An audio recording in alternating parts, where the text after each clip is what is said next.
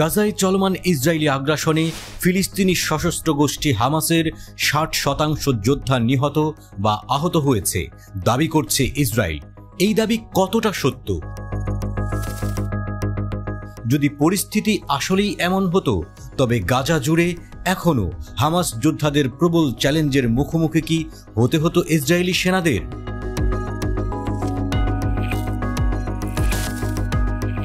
Hamas একটি নতুন video প্রকাশ করেছে যেখানে দেখানো হয়েছে তারা কিভাবে গাজায় ইসরায়েলি সেনাদের মোকাবেলা করছে। ভিডিওটিতে দেখা যায় হামাস যোদ্ধারা রাস্তায় বুবি ফাঁদ তৈরি করছে, আর এই ফাঁদেই পা দেয় ইসরায়েলের ডিফেন্স ফোর্সেস।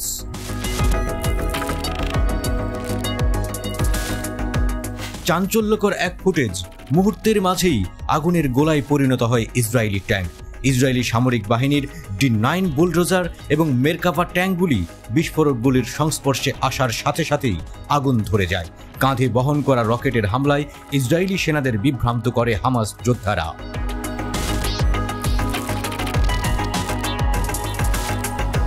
গাজার তাল আল হাওয়ায় প্রচণ্ড সংঘর্ষের খবর পাওয়া গেছে। হামাস নতুন হামলার 2 মিনিটের ভিডিও প্রকাশ করেছে। হামাসের সশস্ত্র শাখা আল কাসাম ব্রিগেড তাল আল হাওয়া এলাকায় একজন ইসরায়েলি সেনাকে হত্যা করেছে বলেও দাবি করেছে। আল কাসাম ব্রিগেড জানিয়েছে তাল আল হাওয়ায় তারা মোট 3টি মেরকাভা ট্যাঙ্ক পুড়িয়ে দিয়েছে।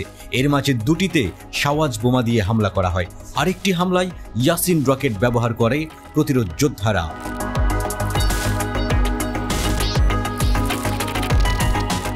রাফার আবু বকর আল সিদ্দিক মসজিদের কাছে আইডিএফ সেনাদের উপর তাণ্ডব চালায় হামাস। জুনের শেষ দিকে এই এলাকায় আবারও স্থল অভিযান শুরু করে আইডিএফ। গাজার শেজাইয়াতেও আবারও ফিরেছে ইসরায়েলি সেনারা। মধ্য এবং পশ্চিমের শহরগুলোতেও ইসরায়েলি ট্যাঙ্ক ঘুরতে দেখা যায়। প্রায় 10,000 ফিলিস্তিনিকে পশ্চিমের দিকে ঠেলে দিয়েছে ইসরায়েলি সেনারা।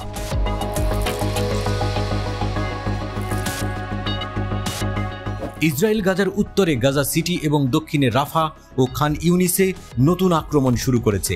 একই সময়ে যুদ্ধবিরতি নিয়ে আলোচনার জন্য আন্তর্জাতিক মধ্যস্থতাকারীদের সঙ্গে যোগাযোগ করছে। ইসরায়েলি সেনারা হামাসের 24টি ব্যাটালিয়নের বেশিরভাগকেই ধ্বংস করেছে বলে দাবি করেছেন ইসরায়েলের প্রতিরক্ষা মন্ত্রী ইয়োভ গ্যালান্ট।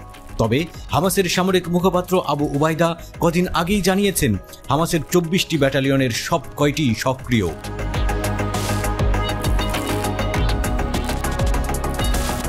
7 অক্টোবর দক্ষিণ ইসরায়েলে হামাস যোদ্ধাদের হামলায় চলমান গাজা যুদ্ধের সূত্রপাত।